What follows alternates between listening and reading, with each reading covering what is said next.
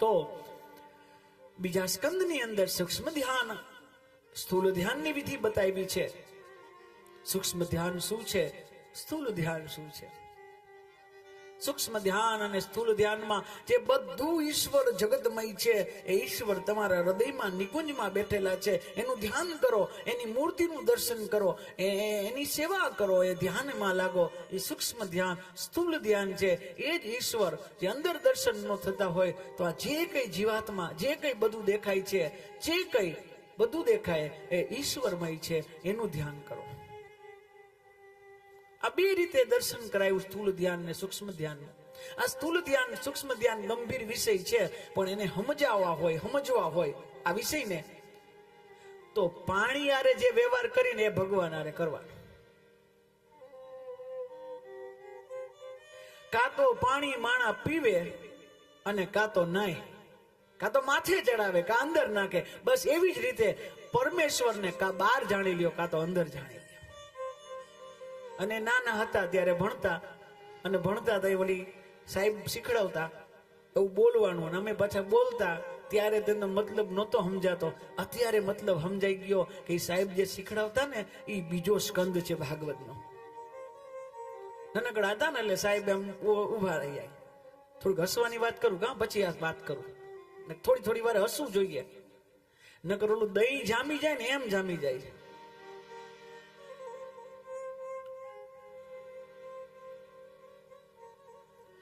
કે બધાને જ્ઞાની સાહેબે શીખડાયું છોકરાઓને,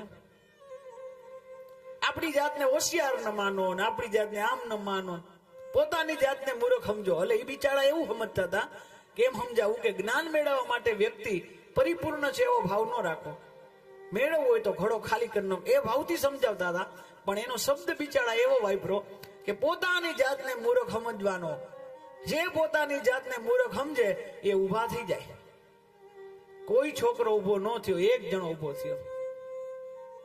સાહેબ કે વાહ, આ જાહેરમાં આવું શિકાર કરું અને તારું ઊભું થવું મને ગમે છે. કેમ ઉભો થયો તું? તારી જાતને મૂર્ખ સમજો? તો કે ના એવું કાંઈ સાહેબ નથી, હું મારી જાતને મૂર્ખ. તો કે તો કેમ ઉભો થયો? તો કે સાહેબ તમે એકલા ઉભા હોય ને સારું ન લાગે.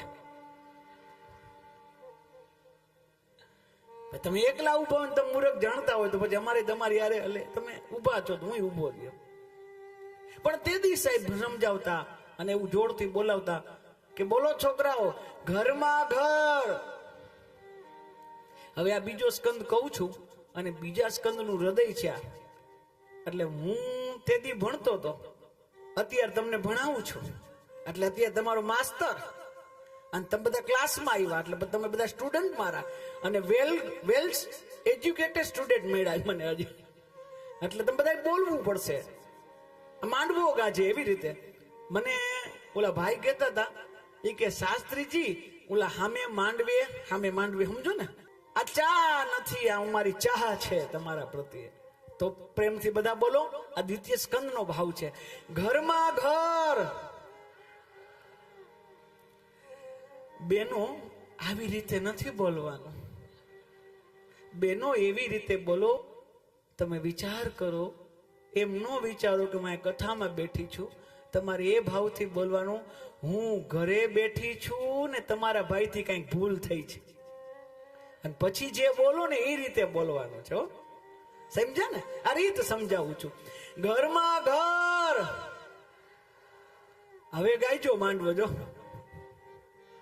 એમાં ઘર, એમાં વસે दामोदर. ये द्वितीय स्कंद की बात है. घरमा घर, एमा वसे दामोदर. इसीलिए ये बात केवल इस शरीर की है, घर की नहीं है, शरीर की है. आ घरमा घर ब्रह्मांड पूરું ઘર છે. ઘરમાં ઘર એમાં પૃથ્વી આપણું ઘર છે. ઘરમાં ઘર એમાં પાછું આ ઘર. આ પૃથ્વીમાં એક આ ઘર છે, પેલું બ્રહ્માંડ, પછી પૃથ્વી, એમાં આપણું શરીર. ઘરમાં ઘર, એમાં વસે દામોદર.